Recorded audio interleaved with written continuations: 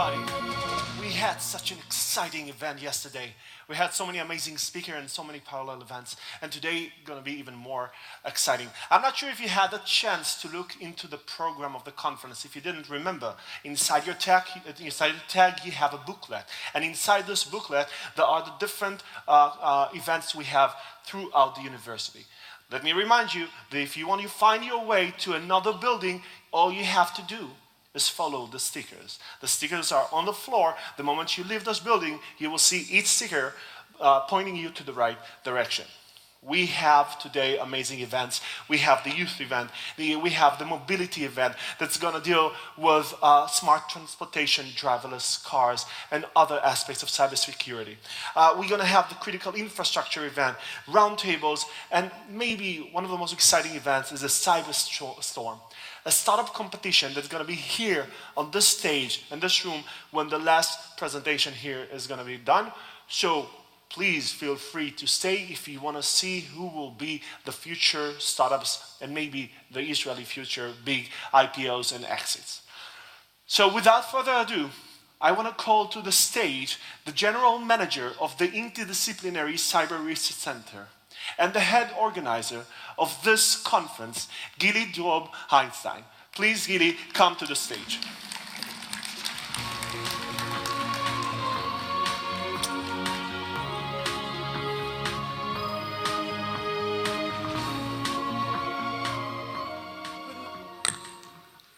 Good morning, everybody. I'm happy to open the second day of the conference. Yesterday, we enjoyed amazing talks and sessions by worldwide leading figures in the cybersecurity industry, and we are just getting started. Today, we are going to have more unique and amazing cyber experts taking the stage.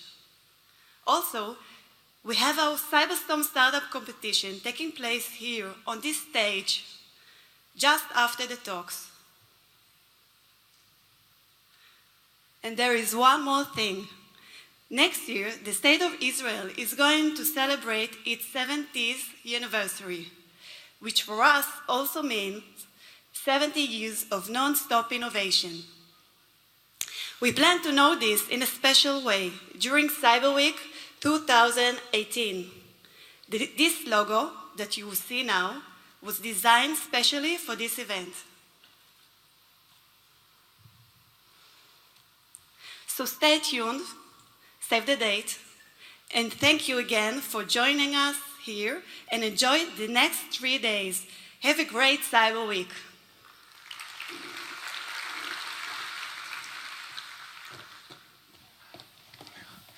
Thank you so much, Gili.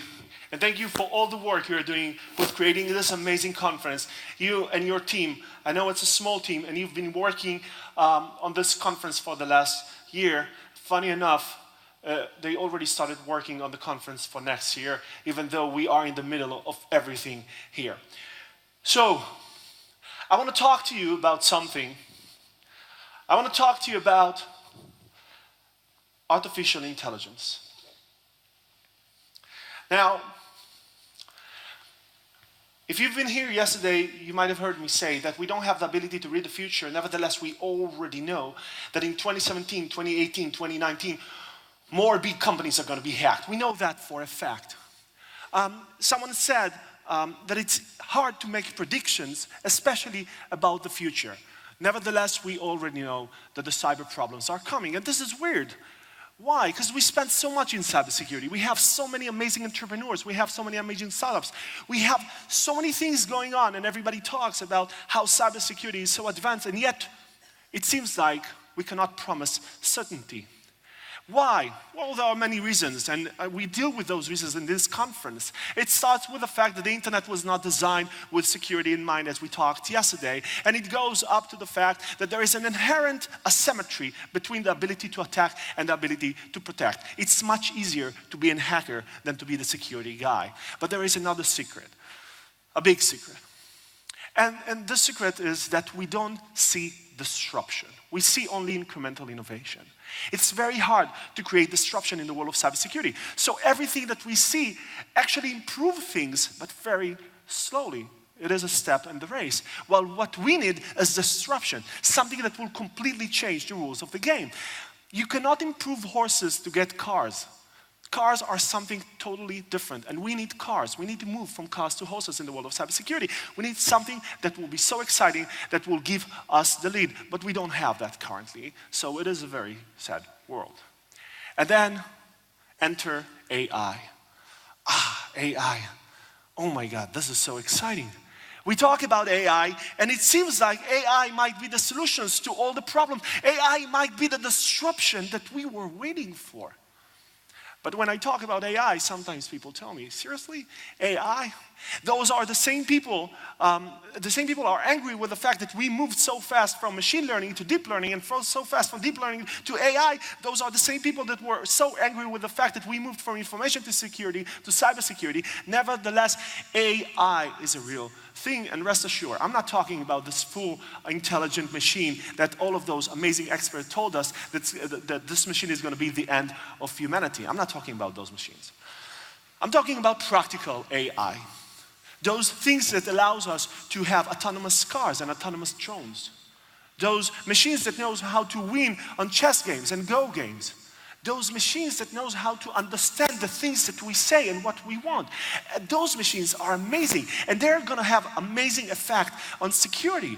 So AI-based security solutions are going to have amazing effects on different aspects of cybersecurity. We already know that. And they're going to do another thing. So they're going to allow us to create a more secure products to begin with. I want to take a moment to talk about this point, because I feel that if we will have the ability to create more secure products to begin with, this is a very important thing. It might allow us to have this cost effectiveness that we're waiting for in the world of cybersecurity. In order to understand that, we have to go to the CGG, the Cyber Grand Challenge. This is a competition done by DARPA, and this is a capture the flag type of competition. If you're familiar with this concept, you have a bunch of riddles, hacking riddles, and there is a competition who will be the first one to solve all of those riddles.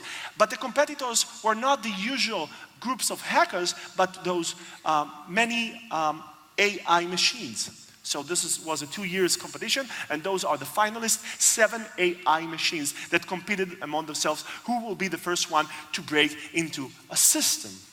And this is a very exciting thing. Suddenly we have machines that knows how to find vulnerability automatically. We don't need people. Now we have to assume that both the bad guys and the good guys will have autonomous penetration testing machines. Now, I couldn't use the capital A because we're not allowed to say APT anymore. This is so 2016.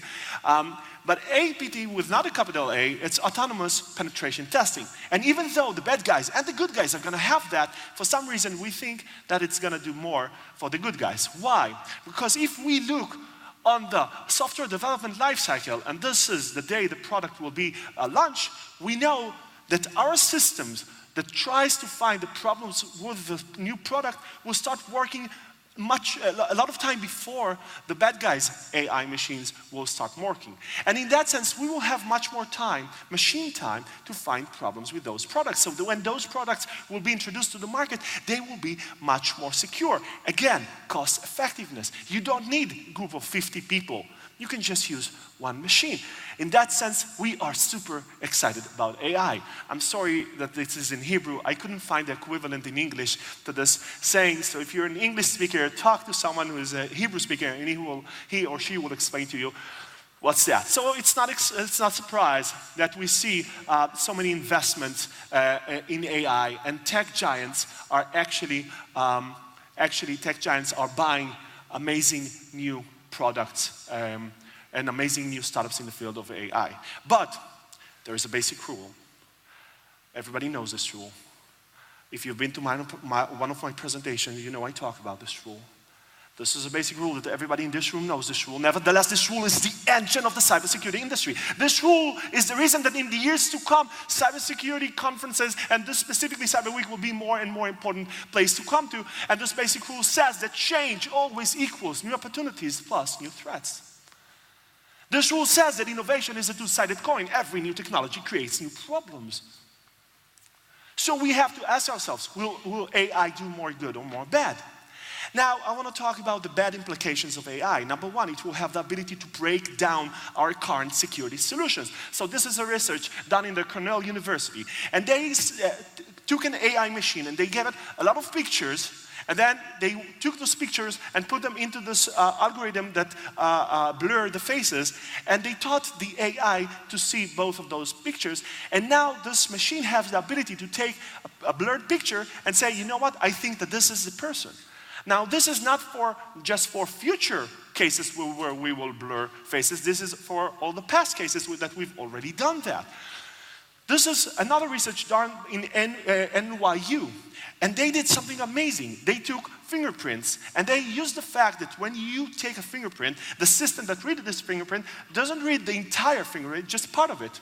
And they succeeded in creating master fingerprints. That means that one fingerprint will have the ability to authenticate for a lot of people. So with strict security configuration, they succeeded in creating a fingerprint that will have the ability to authenticate for 22% of the people, and with looser for 75%.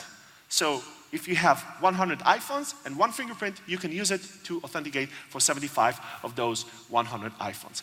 And this is another very exciting AI machine. There is that was presented in DEF CON, the last DEF CON that we had. You have here a graph. You see that we have traditional phishing that requires not a lot of effort to create, but it's not very efficient. And then you have spear phishing that requires a lot of effort to create, and it's very, very effective. And they created an AI machine.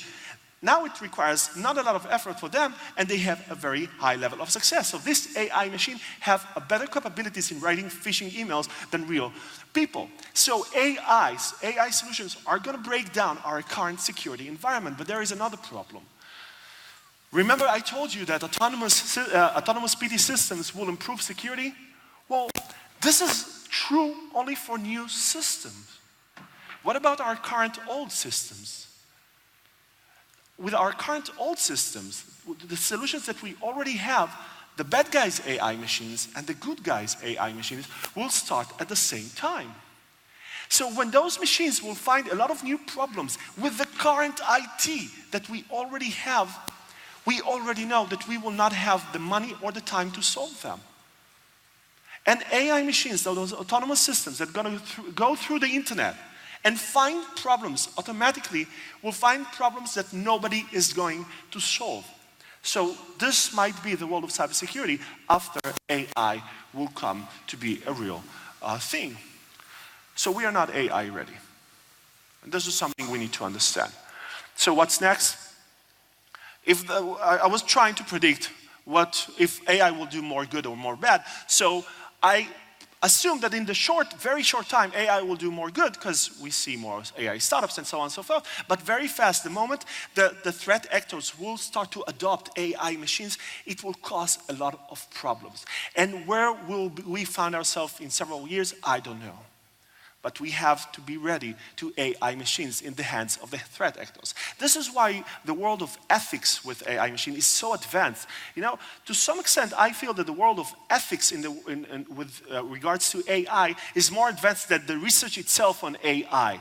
And read about it, and there are amazing things and amazing papers on AI ethics. But we also know that the best way to deal with AIs, with threat actors, is have AIs of ourselves. So we need strong entrepreneurs that will develop amazing AI-based security solutions. And you know what? We have some of the best AI startups in the world here in this room and here in this conference. If you want to meet them, come to me. I will do personal introductions. Amazing, amazing startups. We need innovation. We need to push the limits of cybersecurity. We have to make sure that what we do will create a safer future. Thank you so much.